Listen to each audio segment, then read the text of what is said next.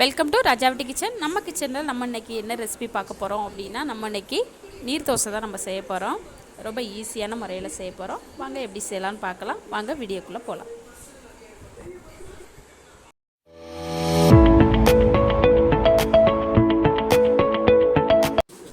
நம்ம நீர் தோசை செய்கிறதுக்காக நம்ம 1 டம்ளர் அளவுக்கு அரிசி நம்ம இந்த பாத்திரத்தில் சேர்த்துக்கலாம். நான் 1 டம்ளர் அளவுக்கு அரிசி எடுத்து இந்த பாத்திரத்தில் சேர்த்துட்டேன். நம்ம தண்ணி விட்டு நல்லா க்ளீன் பண்ணி எடுத்துகிட்டு வந்துடலாம். பாருங்கள், நான் தண்ணி விட்டு நல்லா க்ளீன் பண்ணி எடுத்துகிட்டு வந்துட்டேன். நம்ம அரிசி முழுகிற அளவுக்கு தண்ணி சேர்த்துட்டு நம்ம ஒரு 6 மணி நேரத்துக்கு நல்லா ஊற வச்சிடலாம். பாருங்கள், நமக்கு 6 மணி நேரம் நல்லா அரிசி ஊறி நல்லா ரெடி ஆயிடுச்சு.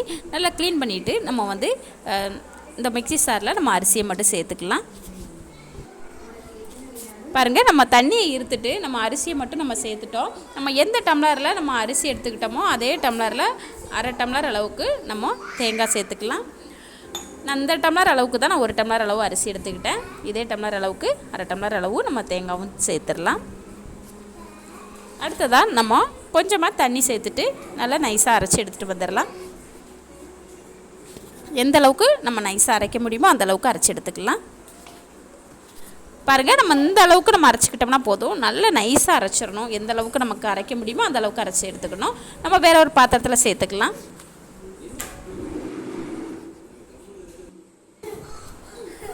நம்ம பாத்திரத்தில் நம்ம சேர்த்துட்டோம். பாருங்கள், இந்த பக்குவத்தில் தான் நமக்கு மாவு இருக்கணும். நம்ம மிக்ஸி சாரில் தண்ணி விட்டு நம்ம தண்ணி சேர்த்துக்கலாம். இந்த மாவோட பக்குவம் நமக்கு தண்ணியாக தான் இருக்கணும். அதனால் தண்ணி கொஞ்சம் அதிகமாகவே சேர்த்துக்கோங்க. நான் சேர்த்துட்டு நான் காட்டுறேன்.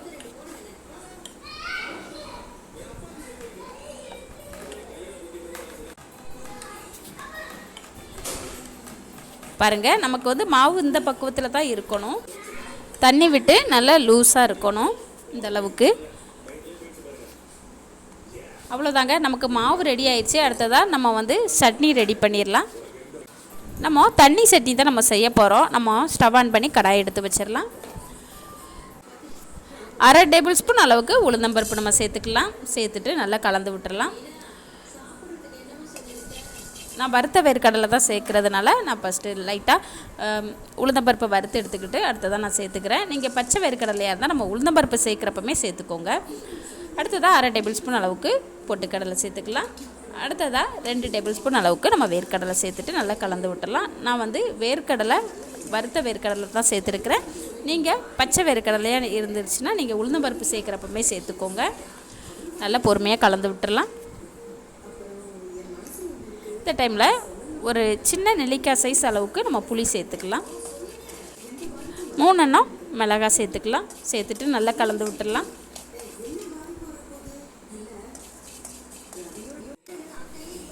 அடுத்ததாக நம்ம சிறிதளவு கருவேப்பிலை சேர்த்துக்கலாம். சேர்த்துட்டு நல்லா கலந்து விட்டுடலாம். அவ்வளோதாங்க. இந்த டைமில் நம்ம ஸ்டவ் ஆஃப் பண்ணிக்கலாம். நம்ம சூடு போடுறது மிக்ஸி சாரில் சேர்த்துக்கலாம். நமக்கு சூடெல்லாம் போயிடுச்சு. நம்ம மிக்ஸி சாரில் சேர்த்துக்கலாம். நம்ம எல்லா பொருளையுமே மிக்ஸி சாரில் சேர்த்துட்டோம். அடுத்ததாக கொஞ்சமாக நான் தேங்காய் கட் பண்ணி எடுத்து வச்சுருக்கிறேன். அதையுமே நம்ம ஒன்றா சேர்த்துக்கலாம். சேர்த்துட்டு கூடவே 1/2 டீஸ்பூன் அளவுக்கு நம்ம உப்பு சேர்த்துக்கலாம்.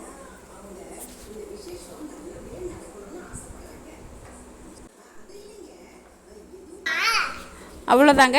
நம்ம தண்ணி விட்டு நல்லா நைஸாக அரைச்சி எடுத்துகிட்டு வந்துடலாம். நமக்கு எந்த அளவுக்கு நைஸாக அரைக்க முடியுமோ அந்த அளவுக்கு நைஸாக அரைச்சி எடுத்துக்கலாம்.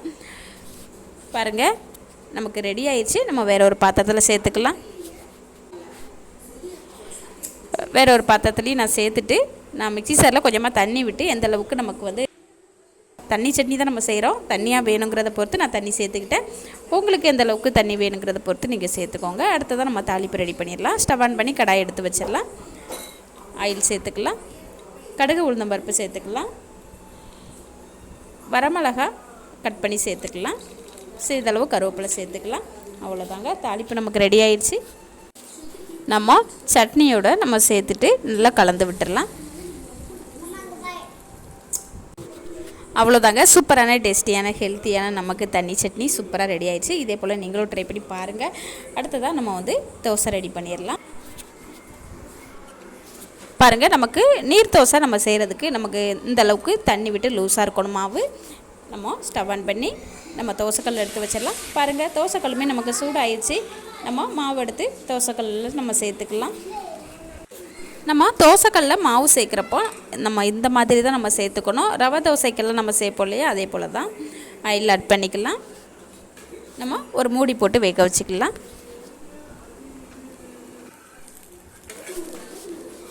அவ்வளோதாங்க, நமக்கு வந்து தோசை நல்லா வெந்து ரெடி ஆயிடுச்சு. நம்ம திருப்பி எல்லாம் போட்டு வேக வைக்க வேண்டியதில்லை. நம்ம மூடி போட்டு தான் நம்ம வேக வைக்கிறதுனால நமக்கு நல்லா வெந்து நமக்கு சூப்பராக ரெடி ஆயிடுச்சு. நம்ம பிளேட்டுக்கு மாற்றிக்கலாம். அவ்வளோதாங்க, சாஃப்டான நமக்கு நீர் தோசை சூப்பராக ரெடி ஆயிடுச்சு. இதே போல் நீங்களும் ட்ரை பண்ணி பாருங்கள் பஞ்சு போல் எவ்வளோ சூப்பராக நமக்கு ரெடியாக இருக்குது. சாப்பிட்றதுக்கும் நமக்கு நல்ல டேஸ்டியாக இருக்கும். ட்ரை பண்ணி பாருங்கள். நம்ம அடுத்ததாகவும் இதே போல் நம்ம தோசை ரெடி பண்ணிக்கலாம். நம்ம மாவு எடுத்து தோசைக்கல்ல ஆட் பண்ணிக்கலாம்.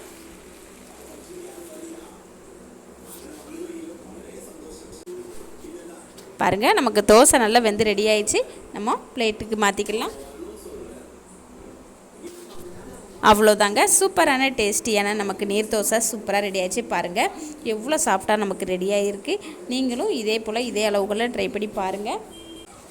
இந்த ரெசிபி உங்களுக்கு பிடிச்சிருந்துச்சின்னா நம்ம ராஜா வீட்டு கிச்சன் சேனலை சப்ஸ்கிரைப் பண்ணுங்கள், லைக் பண்ணுங்கள், பெல் ஐக்கானை கிளிக் பண்ணுங்கள். அப்போ தான் நான் போடுற வீடியோ உடனுக்குடனே உங்களுக்கு வந்து சேரும். பாருங்கள், நமக்கு சூப்பராக நமக்கு வந்து நீர் தோசை ரெடி ஆயிடுச்சு. கூடவே நமக்கு தண்ணி சட்னியும் சூப்பராக ரெடி ஆயிடுச்சு. நீர் தோசையோட வேர்க்கடலை தண்ணி சட்னி நம்ம சேர்த்து சாப்பிட்றப்போ அவ்வளோ ஒரு டேஸ்டியாக இருக்கும். நீங்களும் இது போல் ட்ரை பண்ணி பாருங்கள். இது போல் நீர் தோசை வந்து நீங்கள் செஞ்சு கொடுத்தீங்கன்னா வீட்டில் இருக்கிற குழந்தைங்கள்லேருந்து பெரியவங்க வரைக்கும் விரும்பி சாப்பிடுவாங்க. இந்த நீர் தோசை என்னோடய பையனுக்கு ரொம்ப பிடிக்கும். அவ்வளோதாங்க, சூப்பரான டேஸ்டியான ஹெல்த்தியான நமக்கு நீர் தோசை தண்ணி சட்னி சூப்பராக நமக்கு ரெடி ஆயிடுச்சு. இதே போல் இதே அளவுகளில் நீங்களும் ட்ரை பண்ணி பாருங்கள். ஒரு டம்ளர் அளவுக்கு நம்ம அரிசி எடுத்துக்கிட்டோம்னா அதே டம்ளர் அளவுக்கு அரை டம்ளர் அளவுக்கு நம்ம தேங்காய் எடுத்துக்கணும். அதுவே நம்ம 2 டம்ளர் அளவுக்கு அரிசி எடுத்துக்கிட்டோம்னா 1 டம்ளர் அளவுக்கு தேங்காய் எடுத்துக்கணும். நீங்கள் அதிகமாக அல்லது கம்மியாகவோ செய்கிறப்போ அதோட அளவுகளை கூட்ட குறைக்க செஞ்சுக்கோங்க. அவ்வளோதாங்க, நீங்களும் இது போல் நீர் தோசை வேர்க்கடலை தண்ணி சட்னி செஞ்சு சாப்பிட்டு பார்த்துட்டு எனக்கு கமெண்ட்டில் சொல்லுங்கள். நன்றி, வணக்கம்.